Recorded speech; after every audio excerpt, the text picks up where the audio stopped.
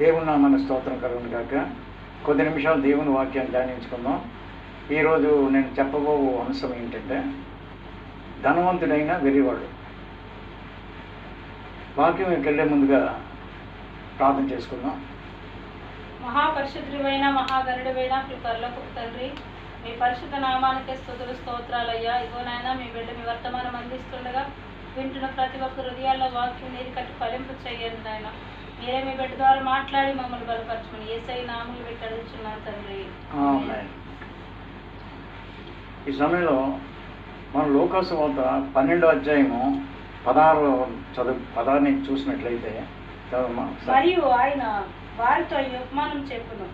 ఒక ధనవంతుని భూమి సమృద్ధిగా పట్టును.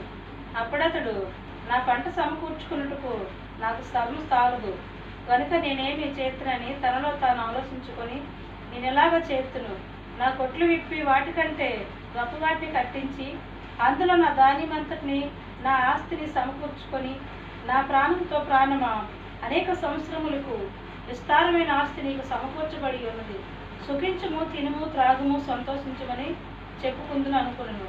అయితే దేవుడు, ఎర్రివాడ, ఈ రాత్రి నీ ప్రాణం అడుగుచున్నాను, నీవు సిద్ధపరచినవి ఎవరు మగినని అతనితో చెప్పును. దేవుని ఎడల ధనవంతుడు కాక తమ కొరకే ధనము కూర్చుకున్నవాడు అలాగనే ఉండనని చెప్పును. Praise the lord. అంటే ఈ వాక్యంలో మనం చూసినట్లయితే ఒక ధనవంతుని గురించి యేసు ప్రభువు చెప్తా ఉన్నాడు. ఏంటంటే అతనికి తన పంట అంతా కూడా, భూములు అన్నీ కూడా బాగా పండిన తర్వాత మనం ఇప్పుడు చూసినట్లయితే ఆయన బిజినెస్ ద్వారా, కష్టపడడం ద్వారా ఏదో విధంగా మొత్తం మీద బాగా ఆస్తి సమకూర్చుకున్నాడు అన్నమాట. అక్కడ యేసుప్రభు ఒక మాట వాడారు, దేవుని ఎడల ధనవంతుడు కాక తన కొరకే కూర్చుకునేవాడు అలాగనే ఉండునన్నాడు. అంటే దేవుని ఎడల ధనవంతుడు కాదు, ఇతను తన కొరకే కూర్చుకున్నాడు. అయితే తన కొరకు కూర్చుకోవడం తప్పులేదు. నేను బాగా బాగా బాగా డబ్బంతా బాగా గడించిన తర్వాత, మంచి మంచి ఇల్లులు, ఆస్తులు, భూములు అన్నీ గడించిన తర్వాత తన ప్రాణంతో ఏం చెప్పుకుంటున్నాడంటే, నా ప్రాణమా, తరతరాలు గడించిన ఆస్తి నీ కోసం సమకూర్చానా, ఆ ప్రాణంతో చెప్పుకుంటాడు, నా ప్రాణమా, తిను, తాగు, సుఖించు, ఎంజాయ్గా ముందు అని చెప్తున్నాడు. అప్పుడు దేవుడు ఏమన్నారంటే, వెర్రివాడ, ఈ రాత్రి నీ ప్రాణం అడుగుతున్నాను, నువ్వు సంపాదించిందంతా ఎవరిది అవుతుంది అన్నాడు. నువ్వు సంపాదించిందంతా ఎవరిది అవుతుంది అన్నాడు. అయితే ఈ ధనవంతుడిని వెర్రివాడ అని పిలిచాడు దేవుడు. ఎందుకు వెర్రివాడ అయ్యాడంటే, ఇతను తమ కొరకే కూర్చుకొని కూడా ఎలా ఉంటాడంటే, ఇతను ఈ దేవుని పట్ల భక్తి కానీ, భయం కానీ, భక్తి కానీ, తన సంపదలు ఇతరులకు ఇచ్చుడు కానీ ఏమి ఉండదు. అది ప్రాణంతో చెప్పుకుంటాడు. అలాగా తిను, తాగు, సుఖించని ప్రాణంతో చెప్తే యుగయుగాలు గడించిన సంపద నీ కొరకు కూర్చుకున్నాను. అక్కడ బైబిల్ ఏముందంటే, ఏదో అన్యాయంగా గడించడం లేదు, అక్కడ అక్రమంగా గడించడం లేదు. తన కొరకు కష్టపడి గడించుకున్నాడు. కానీ తన కొరకే గడించుకున్నాడు, తన కొరకే కష్టకున్నాడు, తన కొరకు, తన కుటుంబం కోసం, తన పిల్లల కోసం తను ఈ విధంగా గడించుకున్నాడు. అయితే ఈ రాత్రి నీ ప్రాణం అడుగుతున్నాను, నువ్వు సంపాదించిందంతా ఎవరిదే అవుతుంది అని. చూసారా? అంటే ఇక్కడ ఏంటి, అతను ఒక వెర్రివాడుగా ఉన్నాడు, తన కోసం ఆలోచిస్తున్నాడు. అంటే ఇతను స్వార్థపరుడుగా ఉన్నట్లుగా మనం చూస్తున్నాం. మరొక వచనంలో చూస్తే లూకాసు వార్త 16వ అధ్యాయంలో చూస్తే 19 నుంచి, లూకాసు వార్త 16వ అధ్యాయం 19. అక్కడ ఏముందంటే, ఒక ధనవంతుడు ఉన్నాడు. అతడు ఓదా రంగు వస్త్రాలు ధరించుకొని ప్రతిదినము బహుగా సుఖపడుతున్నాడు. ఈ ధనవంతుడు ఉన్నాడు. ఇతను ఏంటంటే ఓదారంగా అంటే రాజవస్త్రాలు ధరించుకున్నాడు. రాజవస్త్రాలు ధరించుకొని ప్రతిదినము సుఖపడుతున్నాడు. అంటే బాగా ఐశ్వర్యవంతుడిగా మనం చూస్తున్నాం. సరే, బాగా ధనవంతుడిగా మనం చూస్తున్నాం.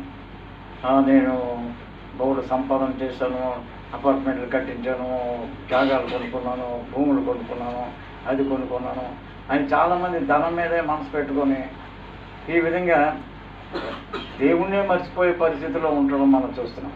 చదవండి. లాజరు అనే దరిద్రుడు ఒకడు ఉండను. వాడు కురుపులతో నిండిన వాడే, ధనవంతుని ఇంటి వాకిట పడి ఉండును. వాడు లాజరు అనేవాడు ఉన్నాడు, కురుపులతో ఉన్నాడు. అతను కురుపులతో ఉన్నాడు, చాలా హీనమైన పరిస్థితుల్లో ఉన్నాడు, దరిద్రుడిగా ఉన్నాడు. అతను ధనవంతుని వాకిటింట్లో, అంటే వాకిటంటే ఆ ఎదురుగా ఉన్నటువంటి ఒక పెంట దగ్గర ఎక్కడ ఉన్నాడు. అతను బల్ల మీద నుండి పడే రొట్టె ముక్కలు తించు ఆకలి తెచ్చుకునేవాడు. అయితే అంతేకాక కుక్కలు వచ్చి వాడి కురుపులు నాకును.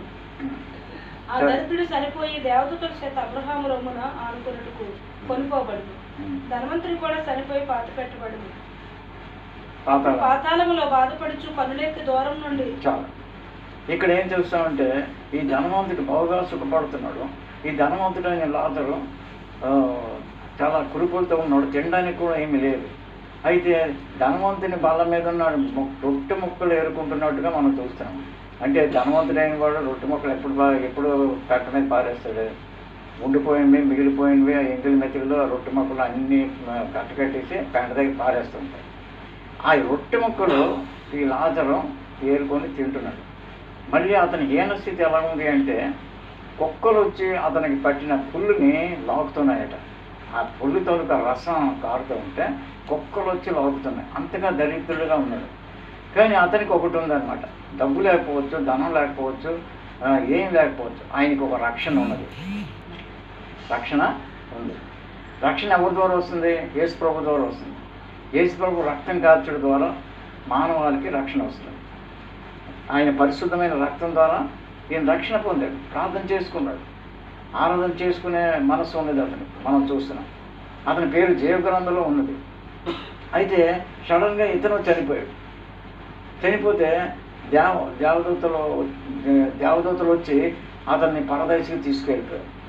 సరే, ఆ పరదేశం అంటే ఈయన చనిపోయిన తర్వాత ఈయన ఆత్మకి పుళ్ళు లేవు, కురుపులు లేవు, ఏమీ లేవు, ఆరోగ్యంగా కనబడుతున్నాడు, మంచి అందమైన స్వరముతో ఉన్నాడు, మంచి తెల్లని వస్త్రాలు వేసుకుని దేవదూతలు అతన్ని పట్టుకొని పరదేశికి తీసుకెళ్తారు. అక్కడ ఆనందిస్తున్నాడు, సంతోషిస్తున్నాడు. ఇక ధనవంతుడు ఉన్నాడు, ప్రతిరోజు సుఖపడుతున్నాడు. అతనికి దేవుడు అంటే భయం లేదు, భక్తి లేదు, రక్షణ లేదు. ఈ రక్షణ లేని ఆత్మ దేవుని రాజ్యానికి వెళ్ళదు కదా. ఇతను కూడా చచ్చిపోయాడు. ఈ ఐశ్వర్యవంతుడు చచ్చిపోయాడు, ఈ ధనవంతుడు, పేదవాడు, దరిద్రుడు చచ్చిపోయాడు. అప్పుడు ఏమైంది చదువున్నా? ధనవంతుడు అప్పుడు పాతాళములో బాధపడుచు కనులెత్తి దూరం నుండి అబ్రహాము రొమ్మున ఆనుకుని ఉన్న లాజరును చూసి, తండ్రివైన అబ్రహాము, నాయందు కనికరపడి తన వేలు కొలను నీళ్ళలో ముంచి నా నాలుగును చల్లార్చుటకు లాజరును పంపుము, నేను ఈ అగ్నిలో జ్వాలలలో వేతలు పడుచున్నాను కేకలు వేసి చెప్పాను. చూస్తే ఏం కేకలు వేస్తున్నాడు? ఈ ధనవంతుడు చచ్చిపోయాడు. చచ్చిపోయి పాతాళానికి వెళ్ళిపోయి అక్కడ నుంచి పరదైస్సులో ఉన్నటువంటి భక్తుడైన అబ్రహాం గారు అక్కడ ఉన్నటువంటి పరిస్థితులు చూస్తున్నాడు. అంటే ఇతన్ని చూస్తున్నాడు, వాళ్ళు వీళ్ళకి కనపడుతున్నారు, వీళ్ళు వాళ్ళకి కనపడుతున్నారు. అయితే ఈ పరదేశికిని పాతాళానికి మధ్యలో ఒక అగాధం ఉన్నది, ఒక అగాధం ఉంది. అయితే ఇక్కడ ఈ ధనవంతుడు కేకలేసి అంటున్నాడు, తండ్రి తండ్రి అబ్రహామా, తండ్రి అబ్రహామా, తండ్రి అబ్రహామా అని పిలుస్తున్నాడు. అబ్రహాం విశ్వాసుడు తండ్రి. ఈ ధనవంతుడు విశ్వాసే కానీ నామకార్థ క్రైస్తవుడు మన భాషలో చెప్పాలి. అప్పుడు ఏమన్నాడు? కేకలేస్తున్నాడు. అప్పుడు అంటాడు, తండ్రి నా ఎదురుగా బల్ల కింద రొట్టె ముక్కలు తిన్న లాజరు అక్కడ ఉన్నాడు, సంతోషంగా నెమ్మది పొందుతున్నాడు, నేను ఈ అగ్గిలో యాతన పడుతున్నాను. ఆ లాజర్ని పంపించి ఒక నోటి నీటి చుక్క నా నాలుకని చల్లార్చుకోవడానికి పంపించమంటాడు. అప్పుడు ఏమంటాడు భక్తుడు అబ్రహాము గారు? కుమారుడా, నీవు నీ జీవితకాలం అంతా నీకు ఇష్టమైనట్టు చూసావా? కుమారుడా, నీ జీవితకాలం అంతా నీకు ఇష్టమైనట్టు బతిగా, ఇష్టం వచ్చినట్టు బతిగా. ఇక ఆరాధన వద్దు, ప్రార్థన వద్దు, నాకు ఏసై అక్కర్లేదు, నాకు రక్తంలో కడగబడడం నార్మల్స్ అక్కర్లేదు, ఈ 70 సంవత్సరాన్ని ఇష్టం వచ్చినట్టు బతికాడు. అలాగే లాజరు కష్టం అనుభవించడానికి జ్ఞాపకం చేసుకున్నాడు. ఇప్పుడైతే వాడు ఇక్కడ నెమ్మది పొందుచున్నాడు, నీవు యాతన పడుచున్నావు. ఇప్పుడు నెమ్మది పొందుతున్నాడు. సచ్చిన తర్వాత తెలుస్తుంది అందరికీ. కాబట్టి ఇక్కడ సచ్చిన తర్వాత వీడికి బుద్ధి వచ్చింది. చచ్చిపోయిన తర్వాత వీడికి ఏమొచ్చింది? బుద్ధి వచ్చింది. అక్కడ మారుమనసు పొందితే ఏం లాభం? చచ్చిపోయి బతికుంటప్పుడే మారుమనసు పొందాలి, బతికున్నప్పుడే రక్షణ పొందాలి. బతికున్నప్పుడే ఏసై హృదయం దగ్గర తలుపు తొక్కుతుంటే తలుపు తీయాలి, మారుమనసు పొందాలి. కానీ చచ్చిపోయిన తర్వాత ఏం లాభం? అయ్యో నేను యాతన పడుతున్నాను అంటే, నువ్వు యాతన పడుతున్నావు, అక్కడ లాజరు ఇక్కడ నెమ్మది పొందుతున్నాడు అని అబ్రహాం గారు చెప్పాడు. అంచేత ఇక్కడ చూసినప్పుడు అతను ధనాన్ని నమ్ముకున్నవాడు చెడిపోతాడని బైబిల్, దేవుణ్ణి నమ్ముకున్నవాడు బాగుపడతాడు. అంటే దేవుణ్ణి నమ్ముకోవడం కాదు, యేసుని నమ్ముకోవడమే కాదు, అతని మార్గంలో జీవించాలి, వాక్యానుసారంగా జీవించాలి. తర్వాత ఇక్కడ మనం చూసినప్పుడు మార్క్స్ వార్త 10:24 కూడా ఒక మాట ఉంటుంది. అంటే ఒక ధనవంతుడు ఉన్నాడు, అతను వెళ్ళిపోతూ ఉంటే యేసుప్రభు దగ్గరికి వచ్చి, యేసుప్రభు నాకు నిత్యజీవం కావాలి, నిత్యజీవం పొందడానికి నేను ఏ మంచి కార్యం చేయాలని అడుగుతాను. అడిగితే నువ్వు ఆజ్ఞలు గైకోను కానీ యేసుప్రభు చెప్తారు, ఆజ్ఞలు గైకోను అన్నారు. 10 తల్లిదండ్రులు గౌరవించు, నీ వల్ల నీ పొరుగువాన్ని ప్రేమించు, వ్యభిచరించొద్దు, దొంగతనాలు చేయొద్దు. చిన్నప్పటి నుంచి ఆయన్ని గైకుంటాను, నాకు కొదువేంటి? చిన్నప్పటి నుంచి ఆయన మంచిగానే ఉన్నాడు, కానీ అయితే నీకు కొదువుగా ఉందన్నారు. అది నీ ఆస్తి నమ్మి బేదలకి ఇచ్చేసి నన్ను వెంబడించు అంటే ఆ ధనవంతుడు ఏం చెప్పాడంటే, విచారపడుతూ యేసుప్రభుని వదిలేసాడు కానీ దాన్ని వదలలేను అన్నాడు. ఏంటి వదలలేడు? 10 లక్షల కొన్ని కోట్లు ఉండొచ్చు ఆయనకి, ఆ డబ్బుని వదలలేక యేసుప్రభుని వదిలేసాడు. చూసారా, అక్కడ పరీక్ష వచ్చింది అన్నాడు. అది యేసుప్రభు అన్నారు, ధనవంతుడు దేవుని రాజ్యంలోకి వెళ్ళేకంటే, ధనవంతుడు దేవుని రాజ్యంలో ప్రవేశించడం కంటే సూది బెజ్జంలో ఒంటి దూరుడు సులువు అన్నారు యేసుప్రభు. అంటే సూది బెజ్జంలో దారం ఎక్కించడమే కష్టం, ఒంటి ఎలా దూరిపోతుంది. అంటే ఇక్కడ ఒక విషయం గమనించాలి మనం. అంటే ధనవంతులందరూ నరకానికి వెళ్ళిపోతారని, పేదోడందరూ పరలోకానికి వెళ్తారని దాని అర్థం కాదు. మిస్అండర్స్టాండ్ చేసుకోవద్దు. Don't misunderstand the word of God. అంటే పేదోడు కాబట్టి ఇతను నరకానికి వెళ్ళిపోయాడు, ఇతను ధనం ఉంది కాబట్టి పరలోకానికి వెళ్ళిపోయాడు, దాని అర్థం కాదు. ధనం ఉండడం తప్పు కాదు. బైబిల్లో అనేక మంది ధనవంతులు లేరా? అబ్రహాం చాలా ధనవంతుడు. అతను ఏం చేసేవాడు? 300 మంది తన ఇంటి వారికి రోజు భోజనం పెట్టి వాళ్ళకి దేవుని వాక్యం చెప్పి పోషిస్తూ ఉన్నాడు. మంచి దేవుని యొక్క సైన్యంగా మార్చాడు అతను. పొద్దున్న తన ఎంట పుట్టినవారు 300 మందికి పోషించేవాడు అతను. ఎంట పుట్టడం అంటే వాళ్ళ తల్లి, వాళ్ళ తండ్రి, వాళ్ళ పిల్లలు, మరి ఆ ఎంట పుట్టినటువంటి వీళ్ళందరికీ పొద్దున్న బ్రేక్ఫాస్ట్, మధ్యాహ్నం లంచ్, రాత్రి డిన్నర్ పెట్టి పోషించి 300 మందిని పోషించి అతను మంచి దేవుని కొరకు బతికేవాడు, మంచి ప్రార్థనా వరుడుగా, మంచి శిష్యులుగా చేసాడు అబ్రహాం. చాలా ధనవంతుడు, ఐశ్వర్యం. కాబట్టి బైబిల్లో అనేక మంది ధనవంతులు ఉన్నారు. కానీ అస్థిరమైన ధనమునందు నమ్మిక, దేవుని అందే నమ్మిక ఉంచుకోమని దేవుని వాక్యం చెప్పింది. ఇక్కడ ఏం చెప్పాలి? తిమోతి రాసిన పత్రిక 6వ అధ్యాయం 10వ వచనం చదువు. తిమోతి 6 చదువు. ఎందుకనగా ధనాపేక్ష సమస్త విషయానికి కీడుకు మూలము. ధనాపేక్ష సమస్తమైన కీడులకి మూలం. కొందరు దాన్ని ఆశించి విశ్వాసం నుండి తొలగిపోయి నానా బాధలతోనూ తమను తామే పొడుచుకున్నారు. చూసారా, ధనాపేక్ష సమస్తమైన కీడులకి మూలం అట. కాబట్టి కొంతమంది ధనాన్ని ఆశించి అనేకమైన బాధలతో తమ తామే పొడుచుకున్నారంట. బాధలతో పొడుచుకున్నారు ధనాన్ని అపేక్ష. అందుకే ప్రభు కొరకు పరిగెట్టాలి, ప్రభు కొరకు జీవించాలి కానీ ధనం వెంబడ పరిగెట్టకూడదు. ధనం అవసరమే, ధనం ఉండడం మంచిదే, ధనం ఉండడం పాపం కాదు. కానీ తన కొరకే కూర్చుకొని వాడు అలాగే ఉంటాడు. కొంతమంది తన కొరకే బతుకుతారు, తన కొరకే జీవిస్తారు, తన కొరకే తింటారు. తను, నేను, నా పిల్లలు, నా యొక్క కుటుంబం, నేనే కానీ ఆ దేవునికి మైండ్ కొరకు జీవించడం కానీ, దేవుని కొరకు ఇవ్వడం కానీ ఏం పని చేయదు. అలాంటి వాళ్ళ గురించే ఇక్కడ బైబిల్ చెప్తుంది. యాకోబు రాసిన పత్రిక 5వ అధ్యాయం 1-2 వచనం. 5వ అధ్యాయం చదవండి. ఇదిగో ధనవంతులారా మీ మీదకి వచ్చి ఉపద్రవమును వచ్చి ప్రలాపం చేసి. చూసారా, ఇదిగో ధనవంతులారా మీ మీదకి వచ్చే ఉపద్రవము అంటే జడ్జిమెంట్, దేవుని యొక్క తీర్పు గురించి ప్రలాపించండి, ఏడవండి అని చెప్తున్నారా. మీ ధనము చెడిపోవును, మీ వస్త్రములు చెమటములను కొట్టువాసనాయును, మీ వస్త్రములు చిమ్మట కొట్టినవాయి, మీ బంగారమును మీ వెండియు తుప్పు పెట్టినవి, వాటి తుప్పు మీ మీద సాక్షిగా ఉండి అగ్ని వలె మీ శరీరమును తినివేయును. అంచెదినమందు ధనము కూర్చుకున్నారా. ఇదిగో మీ చేను కోసిన పనివారికి ఇక మీరు మోసముగా దిగబెట్టిన చూసారా, కూలికి ఇది కూడా మోసంతో గడించిన ఆస్తి ఉంటుంది, మామూలు తమ కొరకు కూర్చుకొని గడించుకున్న ఆస్తి ఉంటుంది. ఏది ఏమైనా సరే దేవుని మహిమ కొరకు కాకుండా స్వార్థంతో బతికితే అది ప్రమాదం. మరొక మాట చెప్తాడు యాకోబు 4:1 ఉంటుంది.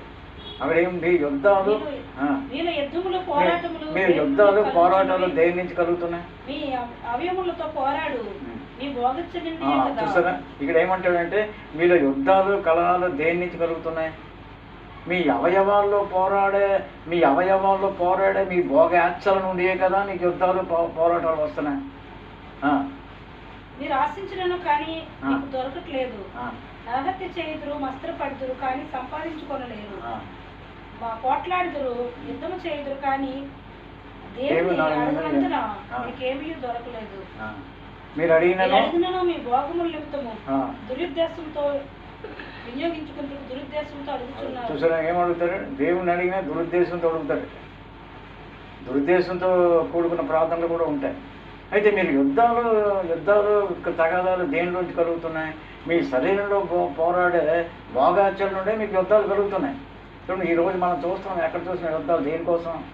కుటుంబంలో అన్నదమ్ముల యుద్ధాలు ఆడుకుంటారు, ఆస్తి కోసం దెబ్బలాడేసుకుంటారు, సంపించుకుంటారు, ఒకే కుటుంబంలో ఉంటారు, ఒకరికొక ప్రేమ ఉండదు. ఈ ఆస్తి తగాదాలు, ఈ తగాదాలు, ఆ తగాదాలు, అనేకమైనవి డబ్బులు పోగాచలు, ఫైటింగ్స్, యుద్ధాలు. రైతులు నమ్మకస్తులు ఎవరూ లేరు. దేశం కోసం దెబ్బలాడుకుంటారు. దేనికోసం? స్వార్థం కోసమే కదా. ఒక దేశం అంటే ఒక దేశం పడదు, ఒక కుటుంబంలో అన్నదమ్ముల మధ్య పడదు, అక్క చెల్లెల మధ్య పడదు. ఈ ఆస్తుల కోసం చంపేసుకుంటారు, ఆస్తుల కోసం తల్లిదండ్రులు చంపేసిన వాళ్ళు ఉన్నారు, ఆస్తుల కోసం అక్క చెల్లెలు చంపేసిన వాళ్ళు ఉన్నారు. సరే, చాలా భయంకరమైన దినాలు మనం జీవిస్తున్నాం. ఒక దేశం పడదు, యుద్ధాలు. ఎందుకు యుద్ధాలు అవుతున్నాయి? లోపట పోరాడే భోగాచరణ నుండే యుద్ధాలు వస్తున్నాయి. ఆ దేశం నాకు కావాలి, ఈ దేశం నాకు కావాలి, ఈ డబ్బు నాకు కావాలి, ఆ డబ్బు నాకు కావాలి. ఇలాంటి దురాశల వల్ల పోరాటాలు వస్తాయని బైబిల్ ఖచ్చితంగా చెప్తున్నాను. అందుకే ధనాపేక్ష సమస్త వీళ్లకు మూలమని మరి భక్తుడైన తిమోతి రాశాడు, యాకోబు రాశాడు. అందుకే ధనాపేక్ష అనేది బిలీవర్స్కి ఉండకూడదు. కానీ తర్వాత ఇంకేం క్యారెక్టర్ ఉండాలట? 6:17 చూడగా, అదే ఫస్ట్ తిమోతి 6:17. ఏమందు ధనవంతులైన వారు అస్థిరమైన ధనం మీద నమ్మిక ఉంచొద్దు అంటారు. చదువు. ఎందుకనగా ధనాపేక్ష సమస్త విషయములకు మూలము. కొందరు దాన్ని ఆశించి విశ్వాసం ఇంకా చదివి 17 ఇగమందు ధనవంతులు అయిన వారు గర్విష్ఠులు కాక అస్థిరమైన ధనమందు నమ్మిక అనుభవించి ఉంచుటకు సమస్తమును మనకు ధారాళంగా దయచేయన దేవుని యందే నమ్మకం. అస్థిరమైన ధనం యందు నమ్మకం ఉంటుందా? సమస్తం ధారాళంగా దయచేసిన దేవుని యందు నమ్మకం ఉంటుంది. కాబట్టి ఇది చాలా ప్రాముఖ్యమైనటువంటి ఆజ్ఞ. అస్థిరమైన ధనమందు నమ్మకం ఉంచొద్దు. ధనంలో ఇతరులకి పాలిచ్చేవారుగా ఉండాలంటే రైతులో ప్రేమ ఉండాలి, అభిమానం ఉండాలి, పరిశుద్ధత ఉండాలి. ఈ ధనాన్ని ఆశించి కొంతమంది బాధలతో పొడుచుకున్నారట. బైబిల్లో ఉన్నాడు ఒక గేహాజీ అనే వ్యక్తి. అతను దేవుని సేవకు సమర్పించుకున్నాడు. అతను ఒక దైవజనుడి దగ్గర చేరాడు. ఎవరో తెలియదు దైవజనుడు? ఎలీషా దగ్గరికి వచ్చాడు. అయ్యా, నేను నీవు శిష్యుడిగా చేరుతానన్నాడు. శిష్యుడిగా చేరాడు, పరిచయం చేస్తున్నాడు, అన్నీ చేస్తున్నాడు. ఓసారి నయమాన్ అనేటటువంటి వ్యక్తికి పెద్ద సైన్యాధిపతి, ధనవంతుడు, బాగా కోటీశ్వరుడు, కోట్లు ఉన్నాడు అతనికి. అయితే అతనికి కుష్ఠరోగం ఉన్నదన్నమాట. ఆయన సిరియా దేశం సైన్యాధిపతి. అతనికి కుష్ఠరోగం ఉంటే ఓ చిన్న పాప ఆయనకి సువార్త చెప్పింది. ఏంటి చెప్పింది ఆ చిన్న పాప అంటే, అయ్యా, మా దేశంలో ఒక ప్రవక్త గారు ఉన్నారు, ఆయన పేరు ఎలీషా అండి.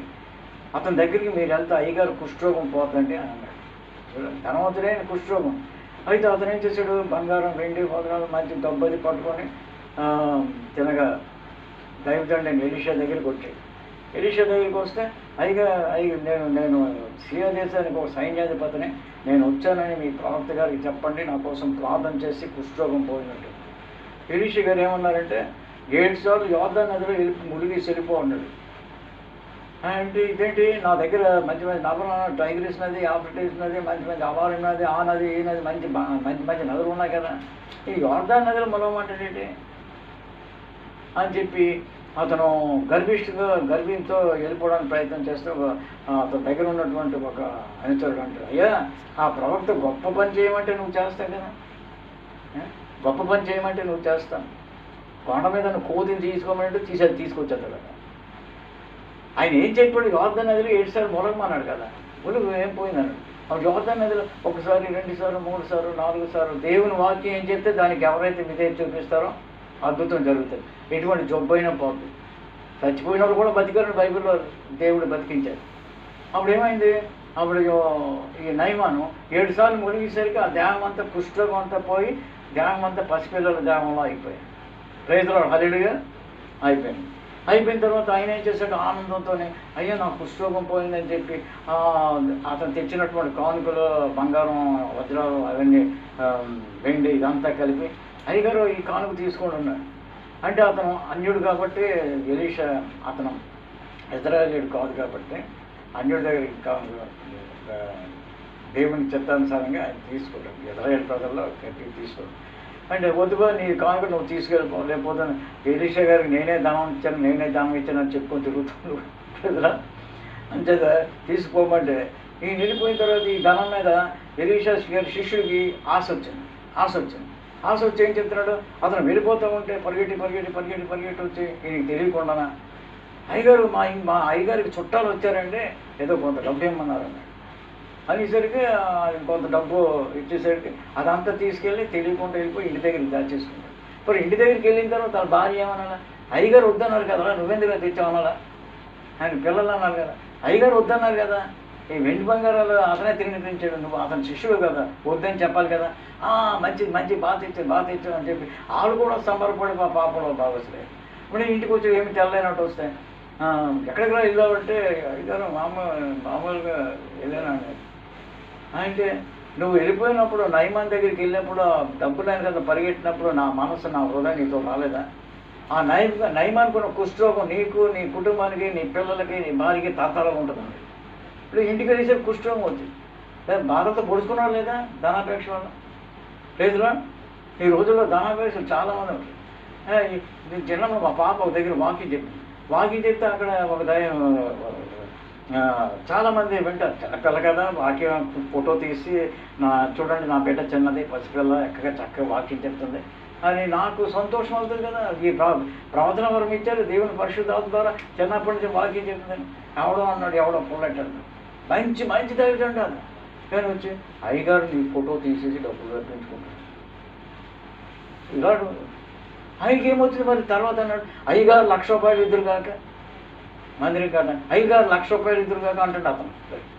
ఇప్పుడు ఇది మారిపోయింది. ఎందుకంటే ఈ మైండ్ గిఫ్ట్ డబ్బు తట్టు పరిగెట్టకూడదు ఏ దైవదండు కూడా. అప్పుడు ఏమైపోయింది, ఫ్రెండ్షిప్ కట్ అయిపోయింది. ధనాపేక్ష సమస్తమైన ఏదీ లేదు, వచ్చింది లేదు, పోయింది లేదు. చూసారా, అలాంటి వాళ్ళు ఉంటారు. ఈ అడుక్కునే మారు మనసు లేని పాస్టర్లు కూడా ఉంటుంటారు, ఇలాంటి మాటలు చెప్పుకొని తిరుగుతారు. కాబట్టి ఇక్కడ మనం చాలా జాగ్రత్తగా ఉండాలి. దేవుడి చేత పిలవబడిన సేవకులు ఉన్నారు, తమంతా తాము వచ్చే సేవకులు ఉన్నారు, దేవుడి అబద్ధ ప్రవచనాలు చెప్పేవాళ్ళు కూడా ఉంటారు. రీతిలో అది దేవుడి చేత నియమించబడిన సేవకులు 6 దైవజనులు చాలా తమ ఆస్తులు వదిలేసి ఉద్యోగాలు వదిలేసి సేవకు వచ్చే చాలామంది ఉన్నారు. దేవుడు వాళ్ళకి ఇచ్చినప్పుడు దేవుడు దీవితాలు ఆశీర్వదిస్తారు, ధనాపేక్ష లేని వాడు. కాబట్టి ఇక్కడ మనం చూసినప్పుడు ఇవన్నీ బట్టి చూస్తే ధనాపేక్ష సమస్తమైన క్రియలకు పోవడం. మరొక విషయం చెప్పి ముగించేస్తాను.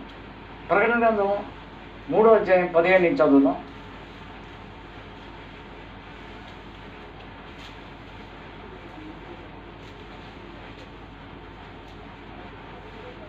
చదవనా? నీ క్రియలు నాకు తెలుసు, నువ్వు చల్లగానైనను వెచ్చగానైనా లేవు, నీవు చల్లగానైనను వెచ్చగానైనా ఉండున మేలు, నీవు వెచ్చగానైనను చల్లగానైనా ఉండక నులివెచ్చగా ఉన్నావు గనుక నేను నిన్ను నా నోటి నుండి ఉమ్మివేయ ఉద్దేశించుచున్నాను. చూసారు ఏమన్నారు కదా, నువ్వు చల్లగా లేవు, వెచ్చగా లేవు, నులివెచ్చగా ఉన్నావు. అటు మంచి భక్తి లేదు, ఇటు మంచి సగం భక్తితో ఉన్నాడు. సగం భక్తి చాలా ప్రమాదం. ఉంటే ఉద్యోగంగా ఉండాలి, ఉంటే సంపూర్ణ సమర్పణ ఉండాలి, ఉంటే సంపూర్ణత ఉండాలి. మధ్యలో ఉండకూడదు. నులివెచ్చగా ఉన్నాడు. నులివెచ్చని అగ్గిలోను ఆమ్లెట్ కాదు, ఏమి కాదు, నీరు మరగదు, ఏం జరగదు కదా. అగ్గి బాగుంటేనే ఏదైనా మురుగుతుంది. అప్పుడు నిలువెచ్చని క్రిస్టియానిటీ. ఇంకా చదవమ్మా. అప్పుడు ఏమన్నారు దేవుడు? నీవు దౌర్భాగ్యుడు, నువ్వు దౌర్భాగ్యుడివి, దిక్కుమాలిన వాడివి, దరిద్రుడివి, దిగంబరునై ఉన్నావని నేను ఎరుగుదును. నేను ధనవంతు చేసుకొనుచున్నాను, నాకేమీ కొదువలేదని చెప్పుకున్నాను. చూసారు ఇక్కడ దేంతో మాట్లాడుతున్నారు? లవోదికీయ సంఘంతో మాట్లాడుతున్నారు. ఆ సంఘంతో దేవుడు చెప్తున్నారు, నువ్వు దరిద్రుడివి, దిక్కుమాలిన వాడివి అని, దిగంబరుడివి అని ఎరుగక, గుడ్డివాడివి అని ఎరుగక, నేను ధనవృద్ధి చేసుకున్నాను, నేను బాగా ధనం చేసుకున్నాను, ధనవృద్ధి చేసుకున్నాను, నాకేం కొదువు లేదు, నా ఆత్మీయ జీవితం బాగుంది, నా ప్రార్థనా జీవితం బాగుంది, ప్రతి ఆదివారం వెళ్ళిపోయి డ్యాన్స్ చేసుకుని ఆరాధన చేసేస్తున్నాను అని చూస్తాం. చాలామంది అనుకుంటారు. అది స్పిరిచువల్ లైఫ్ ఎలా ఉంది, ఆత్మీయ జీవితం ఎలా ఉందని దేవుడు అడుగుతున్నాడు. నులివెచ్చగా ఉన్నావు కాబట్టి నోటిని ఉమ్మేసేస్తాను. కానీ ఎలాగుంది? ఫిజికల్గా ధనం సంపాదించుకున్న బాగానే ఉంది, ఐశ్వర్యం వచ్చింది, ఎంత ఆశీర్వాదం అనుకుంటారు. ధనం పెరగడం ఆశీర్వాదం కారణం కాదు, అది కాదు. ఒక విధంగా ఆశీర్వాదమే, కానీ కేవలం ఆత్మీయ జీవితం లేకుండా నేను ధనవంతుడిని, నాకు అన్నీ బాగానే ఉన్నాయి, ఆత్మీయ జీవితం బాగుంది. చూడండి ఒక వాక్యం, ఆమోస్ గ్రంథం 5వ అధ్యాయం 22వ వచనం. ఆమోస్ గ్రంథం 5వ అధ్యాయం 22. చదువునా?